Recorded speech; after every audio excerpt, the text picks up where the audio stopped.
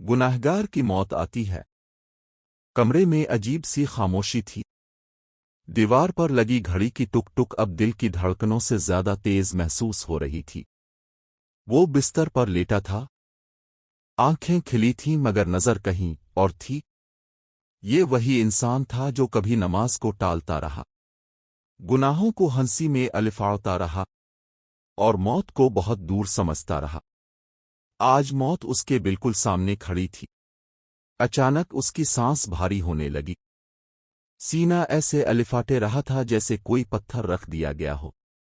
होंठ कांपने लगे मगर जबान साथ नहीं दे रही थी। कमरे में मौजूद लोग बस एक दूसरे का चेहरा देख रहे थे। उन्हें खबर नहीं थी कि वो कुन मनाजिर से गुजर रहा है। उसे ऐसा महसूस हुआ जैसे किसी ने इसकी रूह को पिंजरों में जकड़ लिया हो। आंखों के सामने उसकी पूरी जिंदगी फिल्म की तरह चलने लगी। वो लम्हे जब अजान सुनकर भी उसने कानों में एयरफोन लगा लिए। वो रातें जो गुनाहों में गुजरे, वो सजदे जो कभी नसीब ही ना हुए। अचानक उसके सामने खौफनाक चेहरे नमूदार हुए। सख्त आवाज आई, यही है वो दिन जिससे तो भागता रहा। वो चीखना चाहता था मगर आवाज सीने में ही घट गई।